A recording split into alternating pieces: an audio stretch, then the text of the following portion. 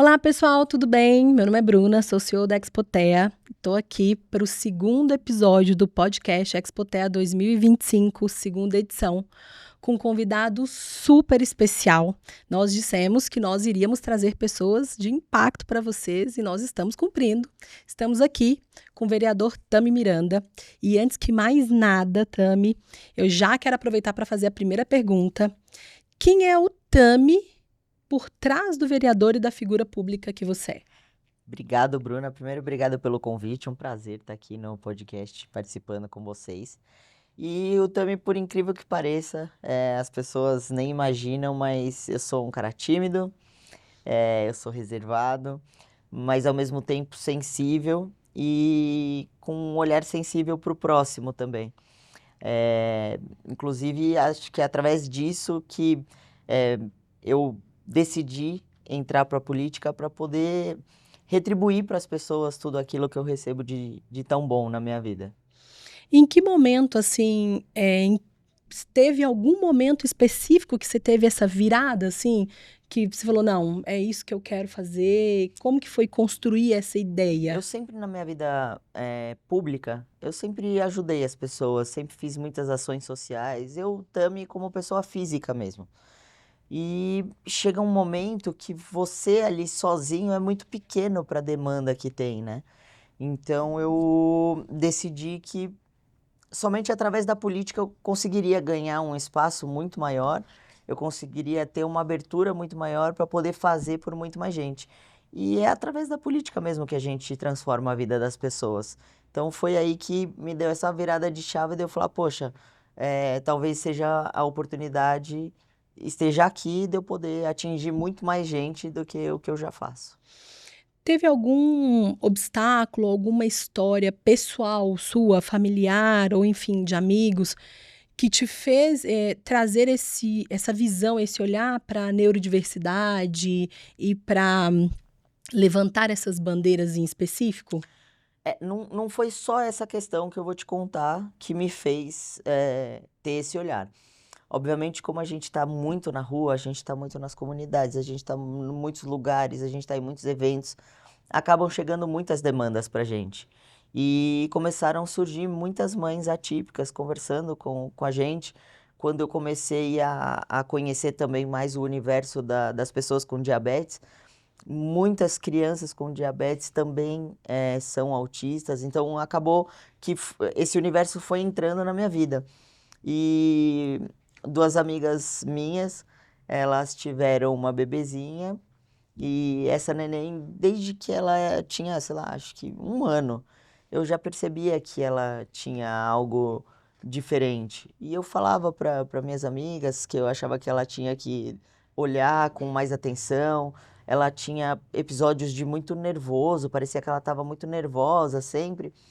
E eu via que ela estava sofrendo, a neném estava sofrendo, por primeiro não saber se comunicar e por não saber como lidar com aqueles sentimentos que ela estava tendo. Então eu também não sabia o que era, mas eu sabia que tinha algo diferente.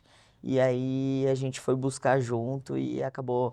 Ela foi diagnosticada com autismo suporte 2 e iniciou as terapias, iniciou o medicamento e hoje ela assim desenvolveu muito. Ela tá já começando a falar, a, é, é psicomotora que fala, Uhum. como chama?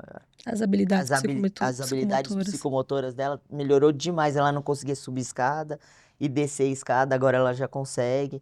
Então, a importância da gente ter esse olhar até rápido, né? E levar essa criança para se desenvolver. É o que a gente sempre fala em todos os lugares onde a gente se encontra, né? Como o diagnóstico precoce muda o prognóstico dessas crianças, Sim. né? De fato, é o que mais impacta é, a curto, médio e longo prazo, principalmente pensando em longo prazo, Uhum. como o diagnóstico precoce tem impacto na vida. Sim. Né? Quanto mais cedo essa criança chega para a intervenção, mesmo que ela não chegue para o diagnóstico. Nós vivemos num país hoje que a gente só trata depois do diagnóstico, infelizmente, Uhum. né? E tem muito o que eu senti com essas minhas amigas, né? Tem muito a resistência dos pais, né? Porque eu falava, ela tá muito nervosa, ela tá muito irritada, tem algo que deve estar incomodando ela, deve ter algo que a gente consiga ajudar ela a se sentir mais confortável. E ela fala, não, é o jeito dela, é o temperamento. Ah, é porque ela é geminiana. A criança tem 1 ano, não tem ainda, né, esse temperamento todo. Ah, não, tá querendo chamar atenção. Não, tem 1 ano, ainda não tá fazendo tudo isso para chamar atenção. Tem algo que a gente precisa ter um olhar mais atento, né? E quando a gente viu e começou a desenvolver, você vê que realmente muda, transforma a vida dessa criança, né? Ela tá muito mais estável com ela mesma. Acho que até o sentimento dela mesmo deve ser mais tranquilo. Sim, os pais muitas vezes. Hoje, isso já é bem assim mesclado. Alguns pais já estão naquele limite de ele precisa saber o que acontece com o filho. Uhum. E muitos pais ainda estão lá na reserva, esperando aquele momento de que essa criança vai ganhar essa habilidade, né? De que ela vai fazer ou ela vai falar. E nesse tempo de espera, às vezes para falar, às vezes para socializar melhor, você perde 2, 3, 4, às vezes 5 anos extremamente importantes Tem de um intervenção. limite de tempo, assim, para... Porque, por exemplo, tem muita gente que fala, ah, não andou ainda, ah, mas é porque cada criança tem seu tempo. Ah, não engatinhou. Ah, cada criança tem seu tempo. Tem um tempo, assim, que você Tem. como médica, assim, de tipo, não, tudo bem, cada um tem seu tempo, mas esse tempo já Dentro passou, de um né? tempo, eu sempre digo que cada criança tem seu tempo dentro do tempo limite que ela tem para exercer aquela atividade ou para desenvolver aquela habilidade. É porque o Bento, por exemplo, quando a gente teve ele na pandemia, então ficou eu, ele e a Andressa trancados dentro de casa, né? Pelo menos por 2 anos. E ele demorou para falar, o B demorou para falar. E ele só desenvolveu mesmo a fala com 2 e meio quando ele foi para a escolinha, que daí ele acho que começou a interagir com outras crianças, tal, não sei o quê. Desenvolveu e aí desenvolveu, mas eu no começo fiquei meio ressabiado e eu contratei uma fonoaudióloga. Pelo sim, pelo não, Claro. mal não vai fazer. Contratei uma fonoaudióloga e ela falava, ah, não tem assim, eles falam da forma de mastigar, né, que Uhum. tem, ela falou que não tinha muito o que fazer, que ele iria desenvolver, mas não sei também se é o despreparo de alguns profissionais, né? Sim, na realidade, assim, qualquer atraso, ele merece atenção, seja ele por uma questão, assim, teve muito isso, né, de crianças que chegaram tarde, e esse tarde porque a gente tinha sinais clássicos que poderiam ter sido identificados muito antes, Uhum, mas por uma questão de isolamento social. uhum, E essas crianças chegaram com 4 anos, com 3,5, com 5, e com atrasos importantes, mas ficava tudo ali na questão, na conta do da pandemia. isolamento, né? Ai, mas olha, Bruna, é porque ele é uma criança de pandemia e ele ficou isolado. E é um exemplo que eu sempre dou. Mas vocês falavam em casa? Ai, a gente falava. E ele via desenho, né? Vocês brincavam? Sim, a gente brincava. Então, a criança aprende por cópia. Uhum. E a primeira cópia dele não é outra criança. É o pai e a mãe. A primeira cópia dele é o pai, é a mãe, né? Somos nós quem damos esse modelo de dar tchau, e a gente dá suporte, inclusive motor, quando não quer dar, né? Manda beijo, a gente dá esse suporte. Então, somos nós quem damos o modelo inicial para essa pessoa, para essa criança, e ela ganha essas habilidades. Ela não vai para a escola imediatamente, né? Tem crianças que não vão para a escola até os 3 anos, até os 4 anos. E ela fala. Né? E ela brinca, e ela socializa. O não, eles aprendem rapidinho, né? É porque é uma das palavras que eles mais ouvem, né? O não põe a mão aí, não sobe, não pega isso, não é muito Não, rápido. eles aprendem muito rápido. Então, todas as vezes que a gente tem uma criança com um sinal de atraso, isso é um sinal de alerta para nós. Você pode fechar um diagnóstico ou não, mas qualquer atraso, ele merece ser investigado, né? Ele merece atenção, porque de fato é isso, né? Nem todas as crianças que não falam aos 2 anos são autistas, né? A gente tem outros transtornos e tem crianças que você melhora o suporte, melhora o estímulo, essa criança desenvolve e ganha aquela habilidade. A gente não fecha diagnóstico de autismo por uma característica isolada, mas senão uma quantidade importante de fatores e características, e essa pessoa precisa ter prejuízo, né? Uma das palavras mais importantes aí dentro de fechar diagnóstico de algo, principalmente quando a gente fala de um transtorno, essa pessoa precisa ter prejuízo. Uhum. Se ela não tiver prejuízo, ela tem características, Uhum. mas ela não tem esse transtorno, Entendi. né? E aí, aproveitando, eu sei que você tem um monte de projeto de lei, mas dentre todos os teus projetos de leis e projetos que você exerce aí, qual deles, assim, te deixa mais orgulhoso, assim, mais balança teu coração? Cara, por enquanto tem um assim que tem meu coração, que é o projeto que a gente vai fornecer gratuito o sensor esse, inclusive que eu uso, sensor de glicemia para as crianças de 2 a 12 anos. 2 a 12 anos, né? Acho que é isso. De 2 a 12 anos, a princípio, porque a gente tem que começar por algum lugar, né? Então a gente conseguiu para essas crianças. Se Deus quiser, agora próximo mês, já passou em várias comissões, já passou em primeira votação no plenário. Agora precisa ter uma audiência pública, que nós vamos fazer uma audiência pública. Inclusive, você está super convidada para participar da nossa audiência pública, porque terão muitas mães atípicas lá também participando com a gente. Vai ser em agosto. E aí, após essa audiência pública, ele pode ser votado em segunda e a gente, se Deus quiser, vai aprovar esse projeto.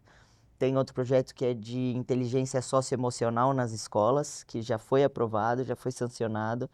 Agora só precisa ser implementado pelo nosso secretário de Educação, mas que eu acho importantíssimo, principalmente para não ter essa questão de bullying nas escolas, para as pessoas saberem, as crianças, adolescentes, saberem lidar com as suas próprias emoções.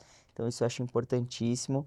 E tem também que foi aprovada essa semana que passou aí, a semana em homenagem às mães atípicas, também que tem meu coração. Eu fiquei muito feliz de poder prestar essa homenagem e estar no calendário oficial de São Paulo. Falando sobre todos os projetos, né, mas principalmente sobre essa questão da escola, a gente sabe o impacto, né, o impacto que a escola tem na vida dessas pessoas, dessas crianças. E eu sempre falo para as mães que as que ainda não têm filhos na escola, elas têm uma preocupação a A menos, menos. né? Porque quando essa criança for para a escola, a gente sabe que muda muita coisa. A escola ainda não está preparada, né, para receber e para fazer essa inclusão de forma completa. Acho que falta uma capacitação, né, para os professores para lidar com essas pessoas. Porque não é só conhecimento de causa, né? É uma capacitação técnica mesmo, porque a gente que está lá na ponta, atendendo os pacientes todos os dias e recebendo essas famílias, a gente sabe como é importante a escola, o papel da escola é fundamental, né? A escola está dentro dessas esferas maiores, né, de impacto de vida dessas E a pessoas. criança passa muito tempo na escola, né? Se você for fechar a conta do dia dela, por exemplo, dando o exemplo do Bento, ele entra às 8 da manhã na escola e sai 4h30. Então, boa parte da vidinha dele, ele tá lá dentro.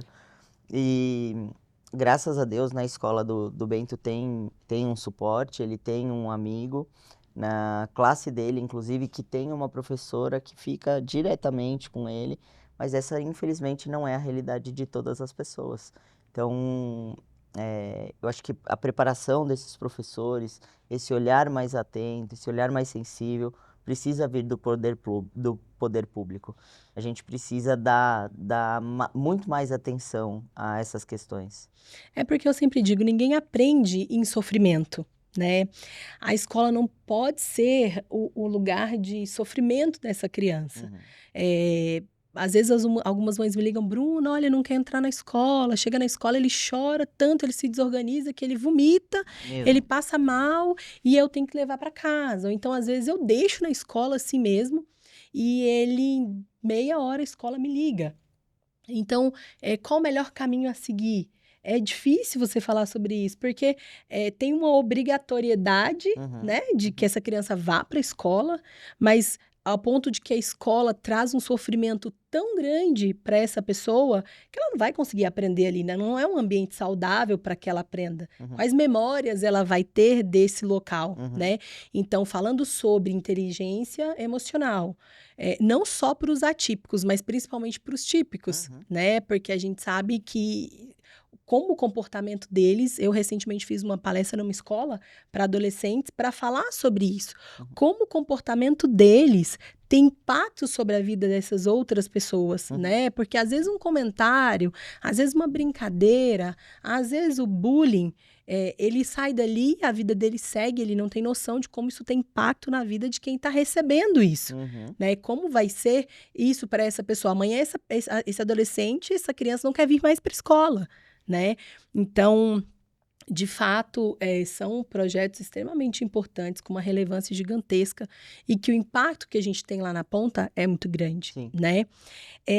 O que você percebe que dificulta? Qual que é a maior dificuldade de aprovação de leis inclusivas ou de projetos voltados para a inclusão, de fato? O que você percebe? Não, maior dificuldade é essa aqui. Parece que quando a gente fala de minoria é tudo muito difícil, né? Tudo muito moroso, é tudo muito devagar. O que mais me tira do sério é que não tá tudo na minha mão, não depende só de mim, eu dependo de muita coisa ao meu entorno, de secretaria, de prefeitura, de outros lugares, então não tá ali só na minha mão eu fazer, por exemplo, o que tá ao meu alcance eu faço. Vou lá, fiz um projeto de lei de inteligência socioemocional para colocar na grade das escolas, lutei, foi aprovado, foi sancionado. E aí agora não depende mais de mim e não sai do papel, e isso para mim é desesperador.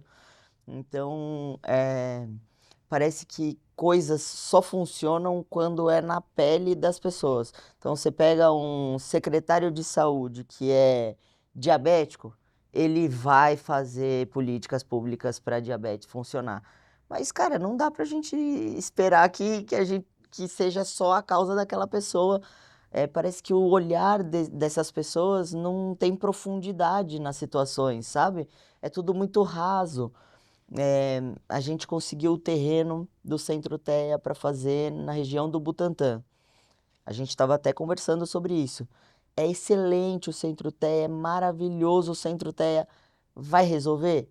Talvez não. O que a gente pode fazer dentro do Centro TEA para resolver a vida dessas pessoas? E aí vamos adequar.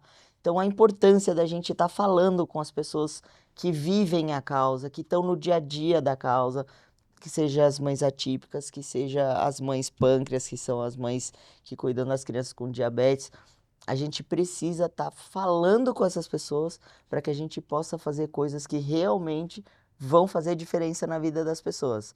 Ter a semana da mãe atípica é legal? Ah, é legal, mas não resolve o problema delas, é uma homenagem só. O que a gente vai poder fazer para resolver o problema?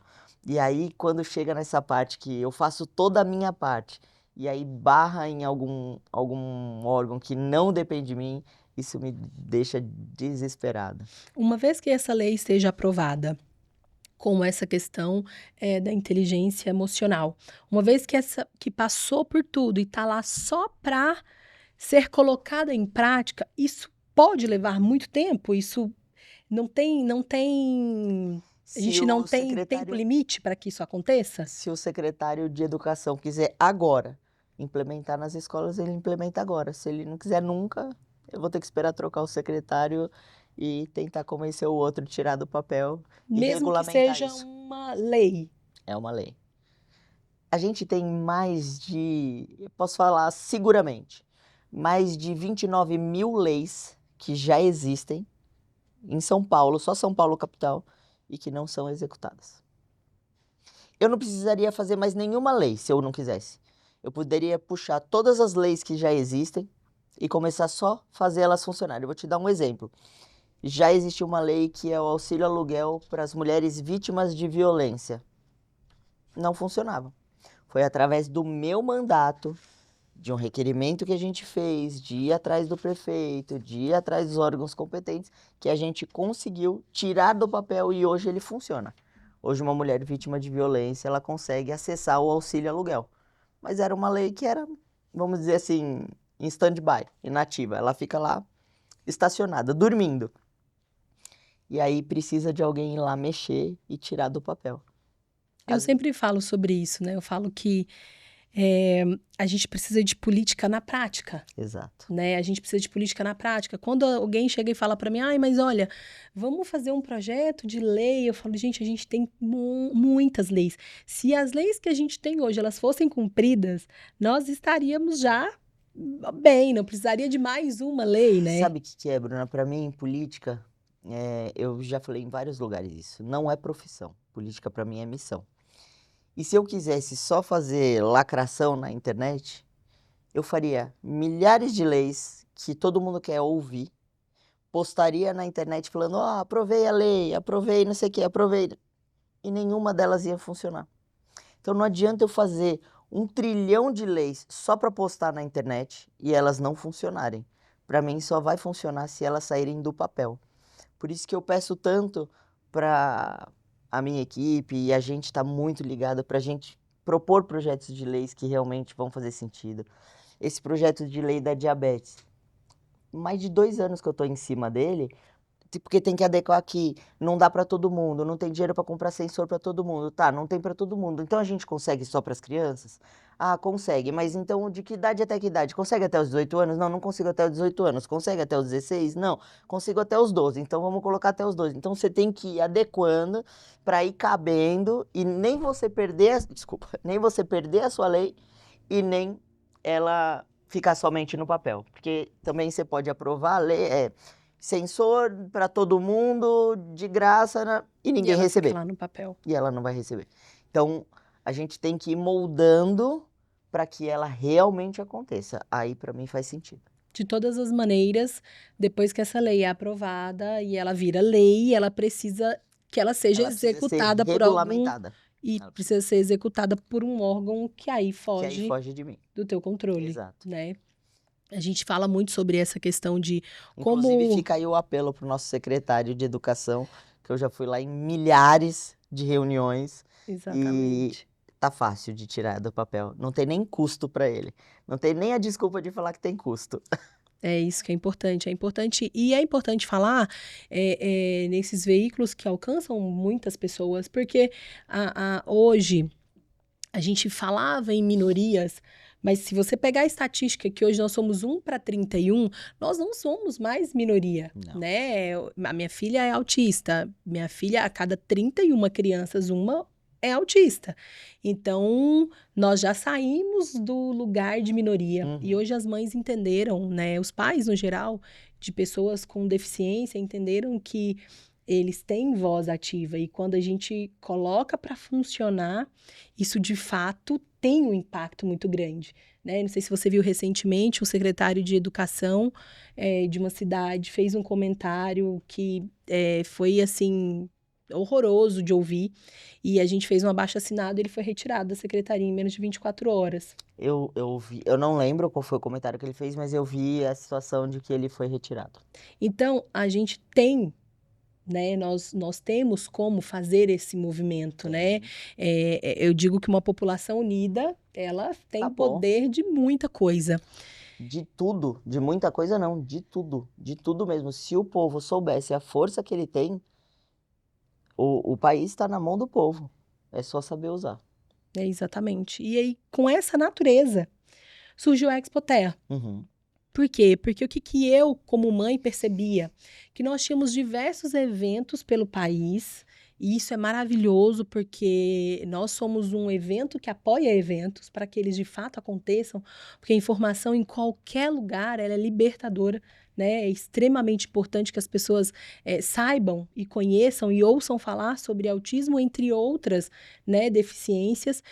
E quando a Expoterra surgiu no intuito de fazer esse movimento, de ser um movimento, Uhum. para que ali o mundo visse Uhum. como essas pessoas unidas, né, poderiam mudar muita coisa, Sim. né? Inclusive, a gente vê muito no nosso gabinete que, às vezes, as informações que as mães têm, é elas que se uniram e elas é que trocam informações entre elas, né? Elas não conseguem informações fora Então, cada uma que vai pegando um pouquinho de informação. Eu fui numa consulta com a doutora Bruna, ela me falou isso, isso, isso. Então, elas vão se passando informações, né? Exatamente. Eu tenho muitos grupos de mães, né, que a gente chama de grupo de autoajuda, né, porque na realidade ali elas trocam experiências, elas recebem uma coisa que só a gente sabe o que é representatividade, o que é você ter alguém, que aí é isso que você falou, não dá pra gente ter um autista em cada casa para que lá na frente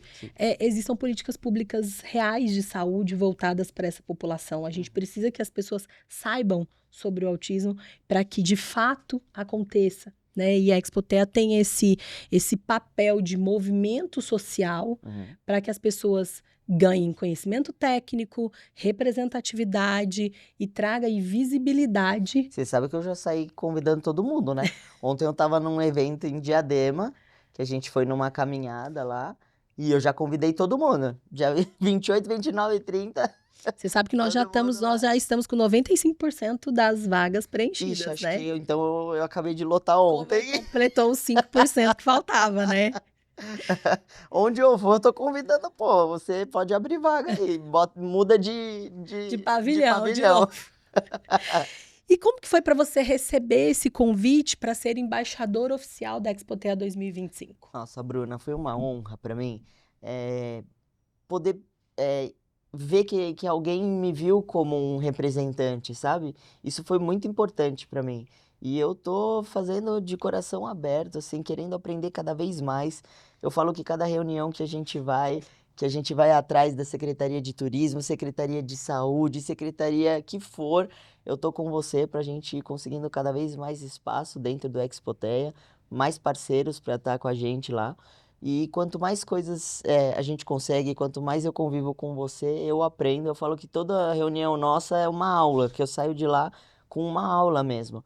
E a gente acaba no nosso dia a dia transferindo isso para as pessoas, porque muitas coisas que você me ensina numa reunião, eu replico depois para outras pessoas que passam no meu dia a dia. Então, para mim foi uma honra e eu estou muito, muito, muito feliz de ser o embaixador da Expotea, que a gente leve esse Expotea aí pelo Brasil todo.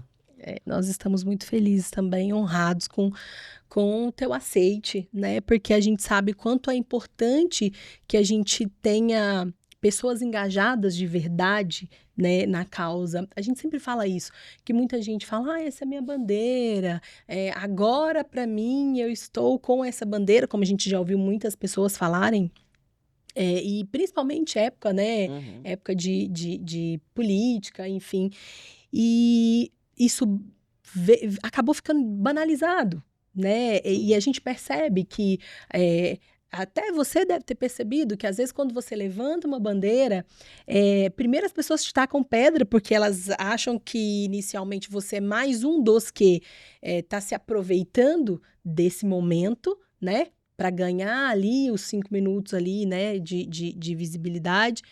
E depois, quando as pessoas veem que você mantém a constância, que você de fato tem um trabalho sério, elas de fato valorizam isso, porque é uma população muito sofrida, né? Que vem ali com esperança que vai acontecer isso, que vão fazer isso. E aí acaba esse período de eleição e todo mundo some. Né? Não, então, e é o que eu já disse para você também, eu já disse em vários lugares e eu disse também para causa do diabetes.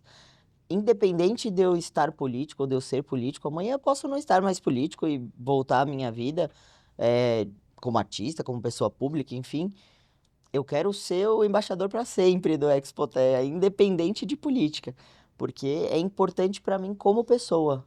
Eu aprendo, eu evoluo e a minha forma, se Deus me deu essa possibilidade de ter voz, da minha voz abranger muitos lugares, a gente tem essa missão de levar também essa voz para vários lugares. Então, eu faço questão independente de política, para mim é muito importante e eu sou muito feliz de ter sido convidado. É dar voz para tantas e tantas e tantas famílias, né?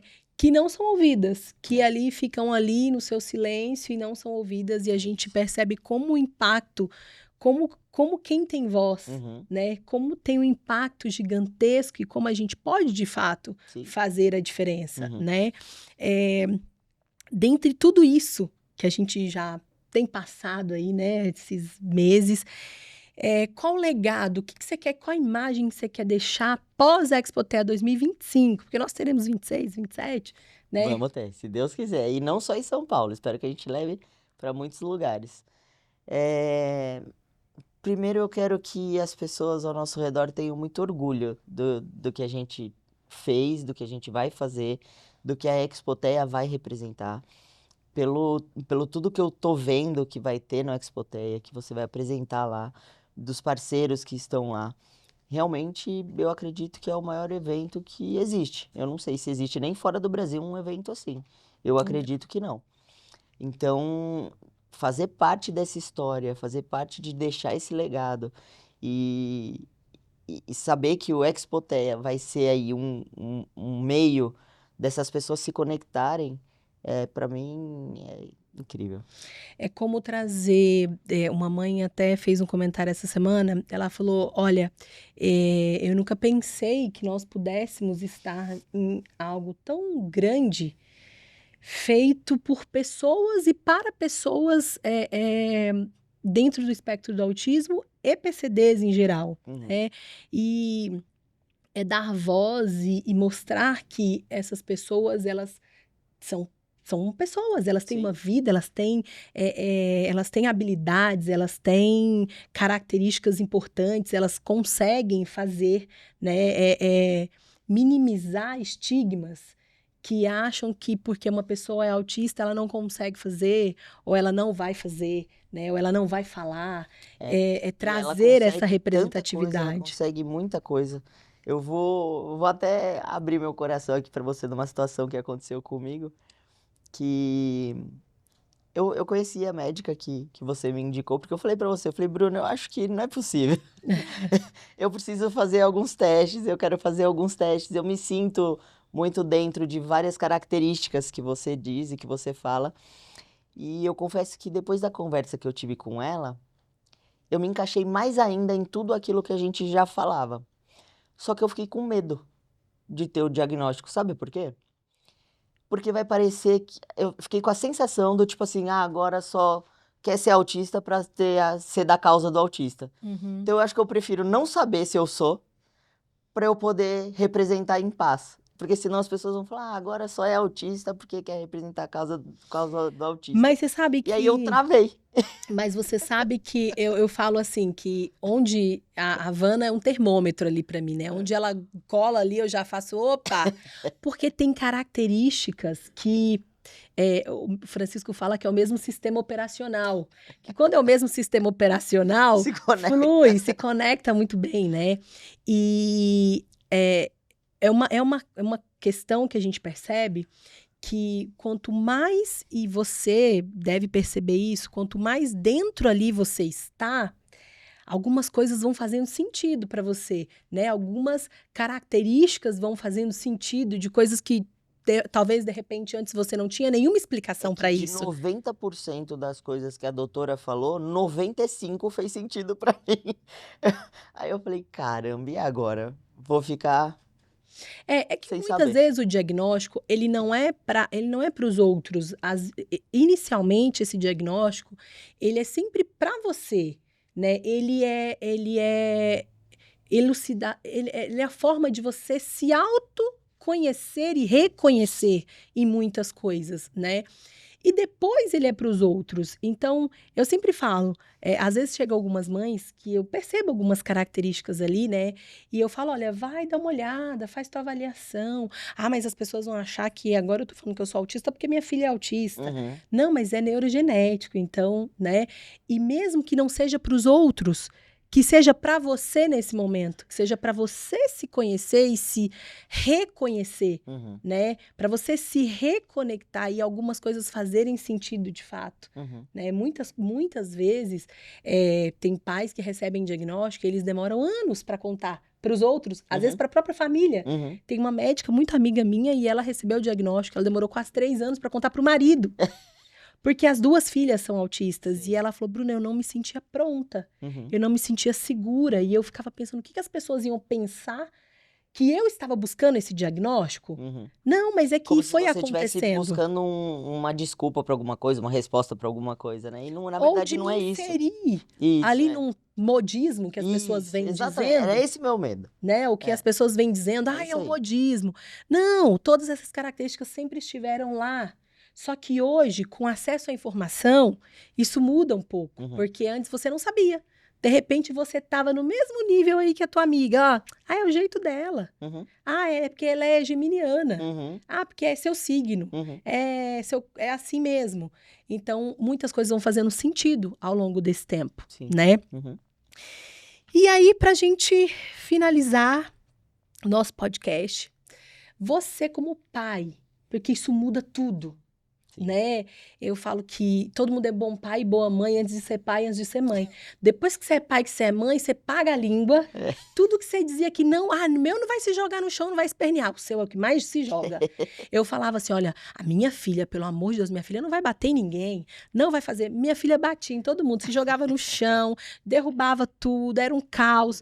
E aí eu falei, aí eu entendi o que era ser mãe, né? Na É, prática, na que muda prática. muita coisa. Na teoria é outra coisa, né? E você hoje, como pai, o que mais te preocupa no mundo lá fora que o Bento vai para lá?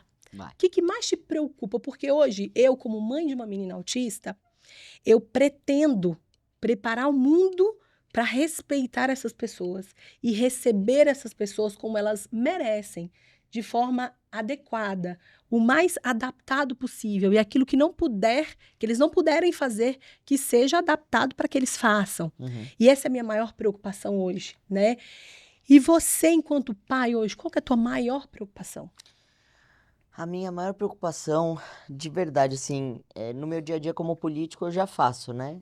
Essa função de preparar um mundo melhor para que ele possa viver nesse mundo melhor. Mas, de verdade, a minha maior preocupação é de dentro para fora. É preparar ele para estar preparado para qualquer coisa lá fora. Então, eu tento, eu e minha esposa, claro, a gente tenta preparar o Bento o mais forte possível emocionalmente. Óbvio que no nosso achismo, né? Não temos lá o manual de instrução para isso, mas no nosso achismo de transformar ele num cara forte, emocionalmente falando, num cara respeitador, que vai respeitar as diferenças lá fora, que vai ter um olhar pro outro. Ele já fala, eu vi esses dias um vídeo que ele fez com a Andressa, que ele acabou replicando aquilo que eu fazia na minha infância. Ela perguntou pra ele, o que que você quer ser quando crescer, Bento? Ele falou, vereador. Aí ela falou, mas o que faz um vereador? Aí ele falou, cuida das pessoas. Mas por que que você quer ser vereador? Ele falou, para ficar perto do meu papai. E eu fui começar a trabalhar com a minha mãe quando eu tinha 14 anos porque eu queria estar perto dela. Não é porque eu precisava trabalhar ou porque eu fui fazer isso para estar do lado dela. E aí eu falei, caramba, mesmo que você dê tudo de si, porque eu não sou um pai ausente, eu janto com meu filho a maior parte do tempo, eu levo ele na escola todos os dias, eu faço questão, independente da hora que eu vou dormir, eu acordo para levar ele na escola. Todas as festinhas da escola eu estou presente. Mas obviamente que eu fico muito menos do que a mãe dele, né? Tem várias vezes que eu chego, ele já tá dormindo e tal. E como que não adianta, você pode dar tudo de si, que sempre parece que vai faltar Falta alguma alguma coisa, coisa. né? E aí a gente se sente extremamente culpado, porque quando eu vi ele falando aquilo que eu falava, eu falei, caramba, será que eu não tô conseguindo? E a Andressa falou, isso é uma crença tua.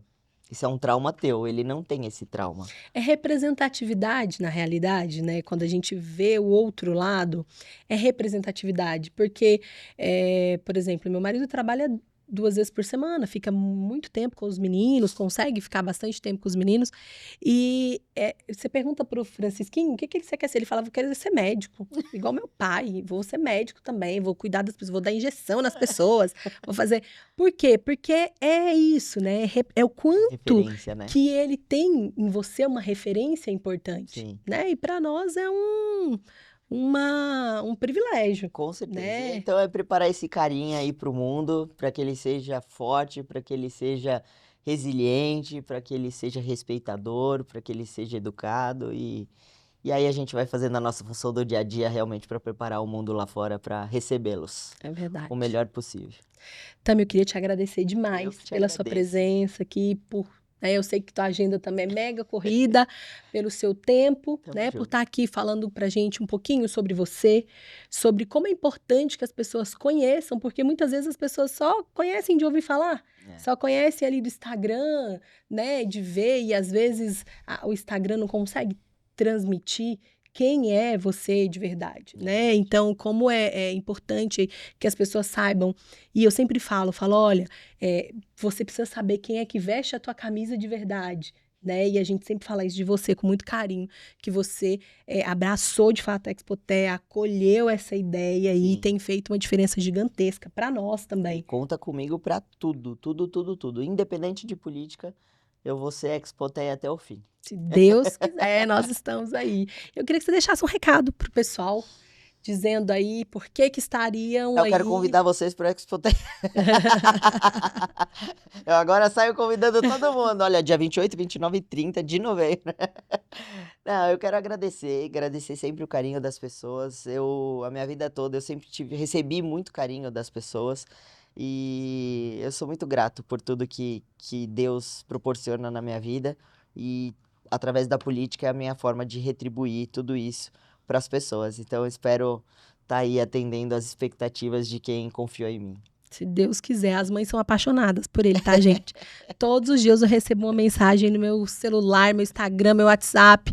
E aí lá vai eu, Tami, grava uma mensagem pra essa mãe aqui. Ele grava. Você não sai dessa reunião enquanto você não gravar esse vídeo. É isso mesmo. Tami, obrigada. Obrigada pela sua presença. Pessoal, obrigada por estarem aqui em mais um capítulo da Expotea 2025, podcast segunda edição. E a gente espera vocês aí na próxima.